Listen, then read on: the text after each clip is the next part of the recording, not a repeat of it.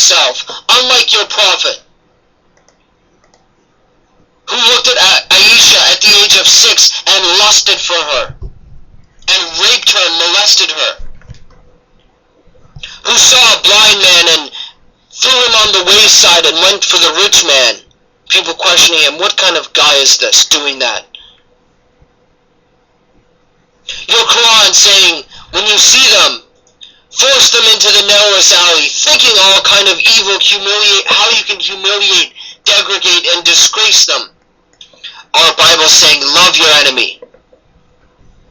Jesus saying, love your enemy. Nowhere would he ever think these things. Filthy, low-class Muslims. You are willing to disgrace Jesus to try and make Muhammad look better. Filthy people you are. And shame on you for doing such a thing.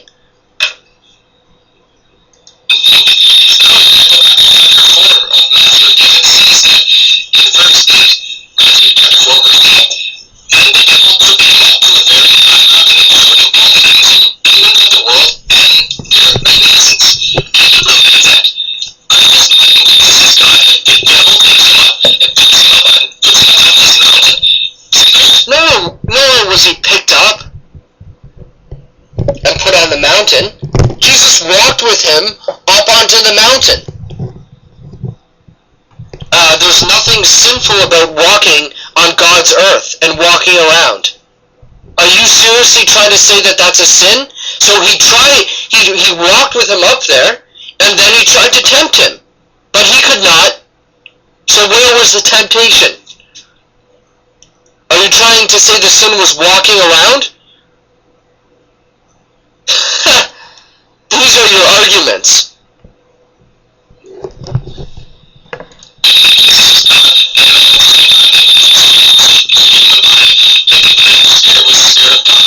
Well, we believe that God showed his glory and became a man to teach us so we can learn from his example. So that he can so also on Judgment Day, and also to show us who he is as the one true living God.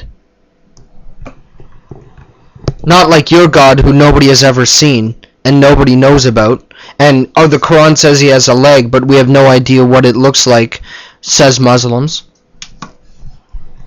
We cannot say, God, you don't know what it's like to be human, to be tempted. You don't know what it's like to have to suffer. Whereas your God just sits on the throne and everybody serves him, and he does nothing for anybody. But our God sympathizes with us, because he is love.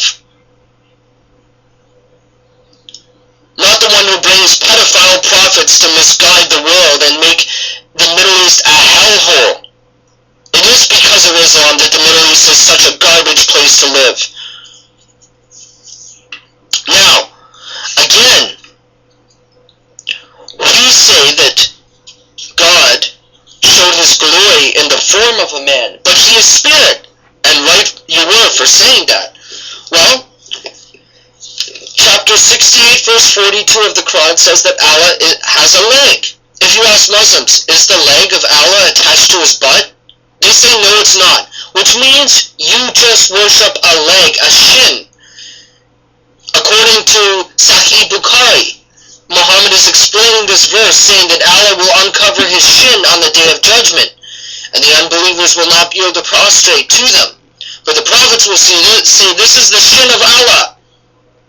So you agree that you don't believe Allah is spirit either. You don't believe Allah is spirit as well.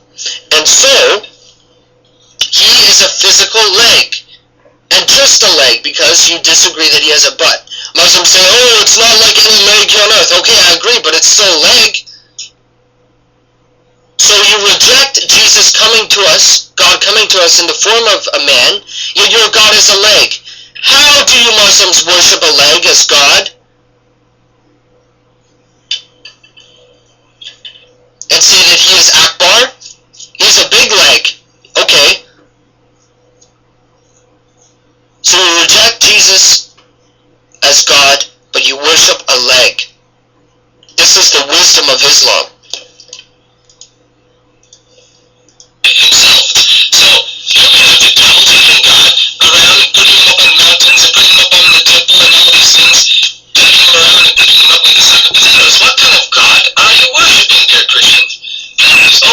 eyes and open your minds to the spiritual truth of what I'm trying to say to you here.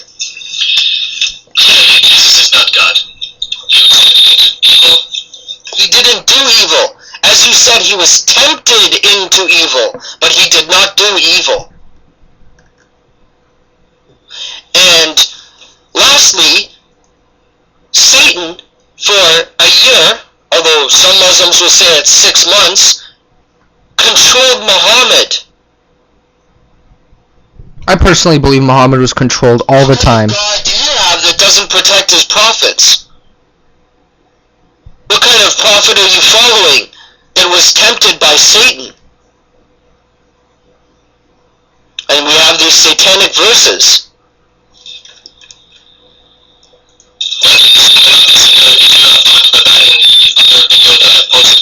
Where I compare the use of the Quran and the use of the Bible, you'll clearly see here that Jesus did sin according to the Bible, not according to the Quran.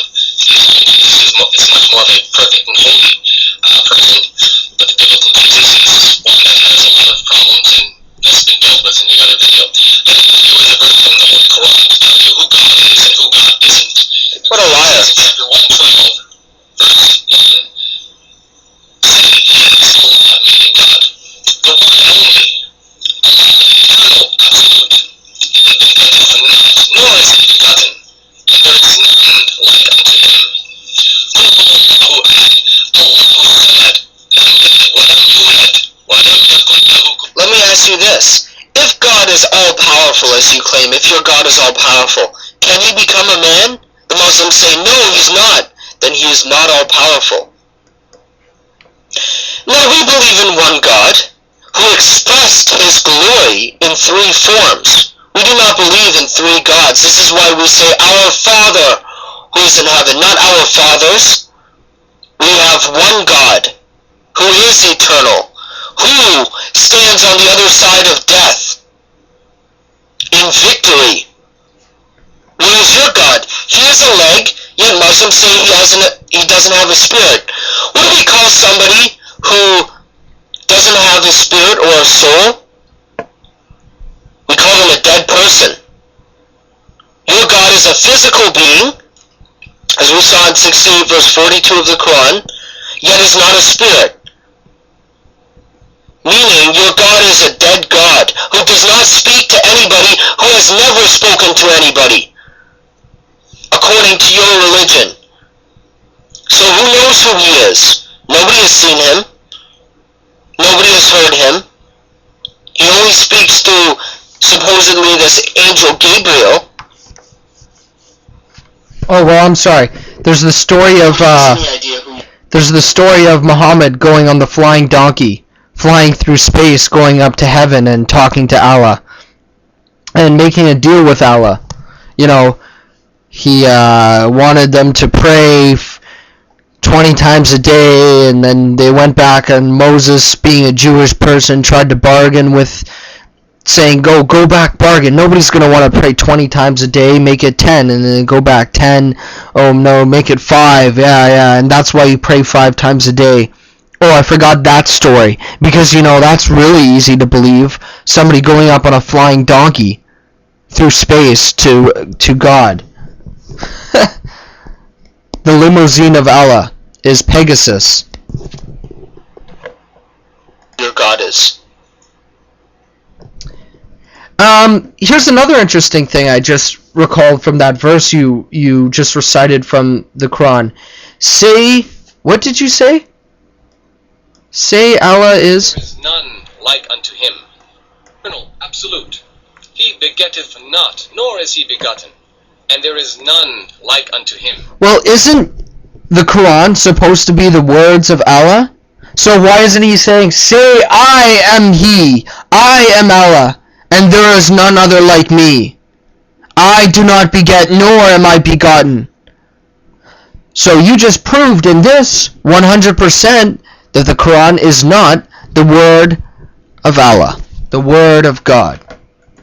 It's not even the word of Allah, who is Satan. Actually, yeah, it's the word of Satan, that's for sure.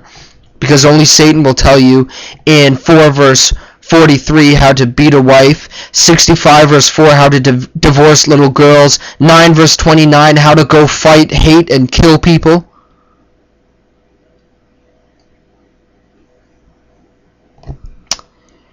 Yeah, well, that's it. Let's hear what he says at the end. The English translation with the Arabic original. Peace be upon you. Assalamu alaikum. Alright, well, that's enough. See you later, guys. Take care.